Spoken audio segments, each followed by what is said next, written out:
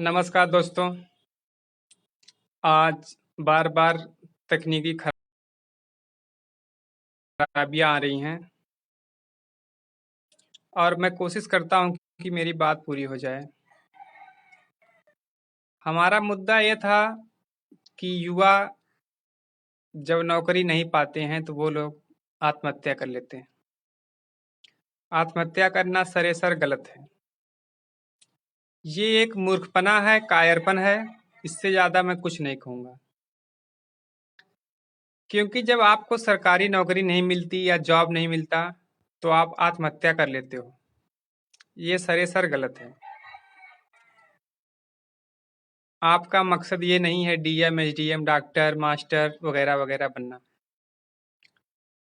आप अपनी माता-पिता, दादा-दादी से पूछिए, उनके क्या सपने हैं? अरे आपको तो एक नौकरी नहीं मिली, यही हुआ ना? चलो दूसरा रास्ता है। लेकिन यही बात आप अपने परिजनों से पूछिए कि आप लोग मुझे क्यों पैदा किए? तो उनका यही जवाब होगा कि मैं अपने बुढ़ापे की लाठी बनने के लिए आप को पैदा किया। सोचो, वो इतना बड़ा पाले-पोसे आपको इतना बड़ा किए, क्यों? या आप उनकी बुढ़ापे की लाठी बनोगे और आप बीच रास्ते में उनका साथ छोड़ दोगे? मेरे दोस्त, कभी आत्महत्या मत करो। बहुत सा काम है, करो। और कोई काम करने में शर्मिंदगी नहीं होनी चाहिए। बस चोरी, डकैती, बेईमानी, ये नीच काम ना हो बस। बाकी आप हर काम कर लीजिए। आप सोचते होंगे कि हम बहुत बड़ा जॉब करते होंगे, ऐसा नहीं है। मैं भी बेरोज़गार हूँ और ऐसा नहीं कि मैं पढ़ा-लिखा नहीं हूँ। मैं आपके नज़दीक का अहिरौली गाँव का निवासी हूँ, जो बरदा थाना अंतर्गत आता है और मेरा ज़िला आज़मगढ़ है। और आप लोग को तो मेरे ख़्याल से 2 या 3 लैंग्वेज आती होगी, हिंदी, अंग्रेजी और संस्कृत। लेकिन मुझे हिंदी, अंग्रेजी, संस्कृत, उर्दू, अरबी 5 भाषाएँ आती हैं। और ऐसा नहीं कि मेरे पास डिग्री नहीं है, सर्टिफ़िकेट नहीं, नहीं। मैं 317 नंबर हाई स्कूल में पाया था 2006 में। उस दौर में 180 नंबर विद्यालय से नहीं मिलता था। अगर वो जोड़ दूँ तो मेरे ख़्याल से 400 कुछ जाएगा। और इंटर मेरा 312 नंबर था, जो 60 प्लस था परसेंटेज में। और बीए में मेरा अर्थशास्त्र और भूगोल मेरा सब्जेक्ट था, मतलब इकोनॉमिक्स और ज्योग्राफी, जिसमें मेरा 1050 नंबर था। मैं भी चाहता तो गवर्नमेंट जॉब कर सकता और मिल जाती, और आज भी वो क्षमता रखता हूँ कि मैं गवर्नमेंट जॉब हासिल कर सकता, लेकिन नहीं किया। क्यों? गवर्नमेंट जॉब मुझे ना करने की एक ही वजह है। पहले तो मैंने नहीं लिया जब गवर्नमेंट जॉब, तो कुछ लोग बहुत ताने मारे मुझे, अरे पढ़ के बेकार है, घूम रहा है, ये है वो है। लेकिन मुझे बात समझ में नहीं आई। मुझे लगा कि नहीं, प्रकृति जो है वो मेरे साथ कुछ अच्छा करने वाली है। मैं इस फिराक में था और जॉब नहीं किया। प्राइवेट जॉब करता हूँ मैं आज भी। ऐसी बात नहीं है कि मतलब मैं 2 नंबर धंधा करता हूँ या इधर-उधर झोल-झपाट करता हूँ, ऐसा भी नहीं है। मेरी छवि आप पता कर सकते हो। मज़दूरी करता हूँ, मैं भी मेहनत करता हूँ और समाज के लिए वक़्त देता हूँ। मैं 2009 से करीब सामाजिक क्षेत्र में आया, और तो मैं, देखिए प्रकृति जो करती है आपके साथ, वो आपके सोच से बेहतर करती है। इस बात को आप याद रखिए। आपको जॉब नहीं मिल रही है, लेट मिल रही है या नहीं मिली, इसके पीछे बहुत से कारण हैं। वो प्रकृति ही जानती है, उससे बेहतर कोई नहीं जानता। मैं अपनी बात बता रहा हूं, अपनी बात। जब मैंने जॉब नहीं किया, लोगों ने ताने मारे, बहुत कुछ मैं सुना। लेकिन जब कोविड महामारी आई, कोरोना का दौर, तब मैं भीरा पंप के सामने कैंप लगाया, लोगों से कुछ चंदे लिए, कुछ सामान लिए। वहां पे मैं लोगों को, जो मुंबई से, दिल्ली से, कलकत्ता से, जहां से भी आते थे, उनके ट्रकों को, बसों को रोककर लोगों को सैनिटाइज करता था, मास्क देता था, नाश्ता वितरण करवाता था। उसके बाद मुझे समझ में आया कि वो प्रकृति ने मुझे जॉब इसलिए नहीं दिया क्योंकि कुछ तकनीकी खराबी आ गई थी, जिससे मेरी बात पूरी ना हो सकी। तो मैं ये बता रहा था आप लोगों को कि हमारी आई, पहली लहर आई, तो मैंने भीरा स्टार पेट्रोल पंप के सामने एक छोटा सा कैंप लगाया। हर्ष भाई ठीक है, थोड़ा मुझे लाइव में नेटवर्क प्रॉब्लम है। तो कैंप लगाया, लोगों को मास्क देता था, सैनिटाइज करता था। जो प्रवासी लोग आते थे उनको, उनकी गाड़ियों को सैनिटाइज करता था।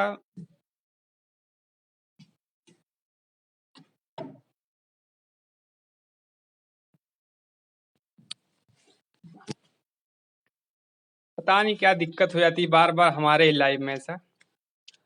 तो लोगों की सेवा किया मैंने। तो मुझे समझ में आया कि वो प्रकृति ने मुझे जॉब के लायक इसीलिए नहीं बनाया क्योंकि लाखों जॉब वालों को मेरे द्वारा बचाना था। अगर मैं किसी गवर्नमेंट जॉब पे होता या किसी प्राइवेट जॉब को करता होता, मान लीजिए, तो मैं कैसे लोगों की मदद कर पाता? लोगों की मदद तब मैं कैसे कर पाता? संभव ही नहीं था। मेरी ड्यूटी कोरोना में लग जाती या मेरी ड्यूटी कहीं और लग जाती, तो हम लोगों की मदद कैसे करते? चाह कर भी नहीं कर पाते। तो मुझे थैंक्स गॉड मुझे जॉब नहीं दिया, लेकिन इतने लोगों को जिंदगी बचाने के लिए मुझे चुना तो सही। उसके बाद दूसरी लहर आई, जैसा कि आप लोगों ने देखा, चारों तरफ त्राही त्राही मची थी। लाखों लोग डेली मर रहे थे, ना तो उनको बेड मिल रहा था, ना ऑक्सीजन, ना आईसीयू जगह, आइसोलेशन। उसके बाद जब दूसरी लहर आई तो आप लोगों ने देखा, लोग मर रहे थे, लोगों को ऑक्सीजन, ब्लड प्लाज्मा नहीं मिल रहा था, लोगों को खाली सिलेंडर तक नहीं मिल रहा था। तो मैं अधिकारियों से लड़कर, झगड़कर, इधर उधर से रिक्वेस्ट करके, मांग जांच के लोगों को ऑक्सीजन दिलवाता था, ब्लड प्लाज्मा वगैरह अवेलेबल करा रहा हूँ। तो इन सब चीज़ों को लेकर मेरे समझ में ये बात आई कि प्रकृति ने अच्छा हुआ मुझे जॉब नहीं दिया, अच्छा हुआ मुझे जॉब नहीं दिया। और मेरे द्वारा कितने जॉब वाले बच गए, पहली बात। दूसरी बात, मैंने जॉब इसलिए नहीं लिया क्योंकि अगर मैं जॉब ले लेता तो मैं किसी एक का हिस्सा छीन लेता। मैंने अपनी जॉब भी किसी के नाम कर दी, मतलब नहीं लिया तो मेरा जगह तो कोई और लिया होगा। मेरे दोस्त, आप लोग आत्महत्या मत कीजिए, मेरी आप लोगों से विनती है, हिम्मत रखिए, हौसला रखिए, स्ट्रगल कीजिए। Life is a struggle. Suppose करो आज आप आत्महत्या करने वाले हो, सपोज करो आज आप आत्महत्या करने वाले हो और आपके नसीब में प्रकृति कल जॉब रखी हो तो। और कभी कभी तो मैंने ऐसा भी देखा है लोगों को कि लोग आत्महत्या कर लेते हैं, कॉल लेटर उनके घर आ जाता है। कितना दुर्भाग्य है। सोचो आपके पास एक गुच्छा चाबी है और एक ताले को खोलना है, आपको नहीं पता है। ऐसा नहीं है कि आप एक खोले, दो खोले, तीन खोले, हताश हो गए, नहीं। कभी कभी भाग्य का दरवाजा आखिरी चाबी से खुल जाता है। इसलिए हमें आखिरी सांस तक हिम्मत रखना है और मजबूती के साथ स्ट्रगल करना है कि हमें ये करना है तो करना है। आत्महत्या हमारा सल्यूशन नहीं है, हमारा सल्यूशन है स्ट्रगल करना। इतिहास उठा के देखो, हम लोगों ने विजय किस तरह पाई है। अरे आपको एक छोटी सी नौकरी नहीं मिली तो आप आत्महत्या कर लेते हो। जरा चंद्रशेखर आजाद जी को देखो, मंगल पांडे जी को देखो, अशफाकुल्ला खां को देखो। इन लोगों ने अपने प्राणों की बाजी लगा दी इस देश को बचाने के लिए, और आप अपनी फैमिली नहीं बचा पा रहे हो। सोचो मेरे दोस्त, मरना तो है ही एक दिन, लेकिन ऐसे मत मरो। ये प्रकृति का दिया हुआ आपको अनमोल तोहफा जिंदगी है। इस जिंदगी के बारे में मुझसे पूछो जो हॉस्पिटल में पड़ा है, उससे पूछो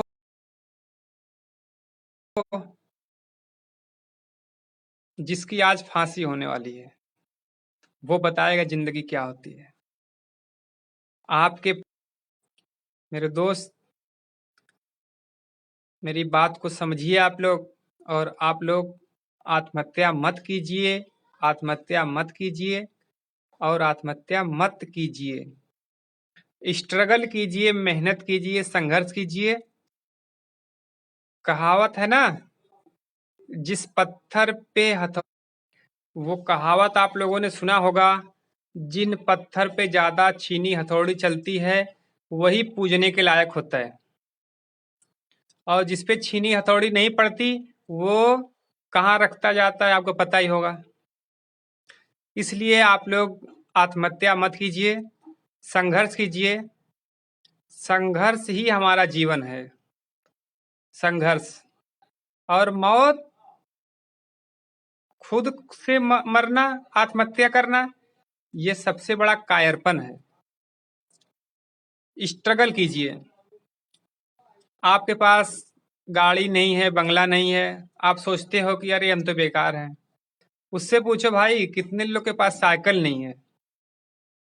इसलिए आप लोग स्ट्रगल कीजिए, और हम लोग के साथ बहुत से लोग जुड़े हुए हैं जो ऐसे ऐसे पदों पर हैं कि आप लोग को जॉब दे सकते हैं, प्रयास कर सकते हैं। तो इसलिए आप लोग संपर्क बनाए रखिए, और अगर मुझे कहने में कुछ गलती हुई हो तो आप लोग क्षमा कीजिएगा, क्योंकि कुछ लोग ऐसे भी होते हैं जो अच्छाइयों पे कम देखते हैं लेकिन बुराइयां मेरी खोद खोद निकालते हैं। अक्सर मैं विवादों में घिरा रहता हूँ। पीछे आप देखेंगे तो 3 तलाक का मुद्दा था, मैंने उस पर किया तो मेरे अपने ही बहुत कुछ कर गए। और उधर कोरोना में मैं बोला था कि भाई लाइट बंद कर दो, थाली बजा लो, तो इसके भी पीछे लोगों ने मेरी बहुत बुराइयां किया, और मेरे ऊपर अटैक भी हुआ था। बहुत कुछ हुआ जो है पुरानी बात है। बट कुछ लोग हैं जो मेरी बुराई ही देखते हैं, उनको मेरी अच्छाई नहीं दिखती। इसलिए मैं कहता हूँ कि अगर मुझसे कहने में कुछ गलती हुई हो तो आप लोग छोटा भाई समझकर, नादान समझकर माफ कर दीजिएगा, और अपनी प्रतिक्रिया जरूर दीजिएगा। धन्यवाद। जय हिंद, जय भारत। आज मैं कुछ ज्यादा कहता but network bar bar cut जा रहा है, इसलिए हम दूसरे दिन लाइव आएंगे और पूरी बात कहेंगे। आज तक के लिए इतना काफी, बाकी फिर अगले लाइव में मिलेंगे, तब तक के लिए आज्ञा दीजिए। धन्यवाद। जय हिंद, जय भारत।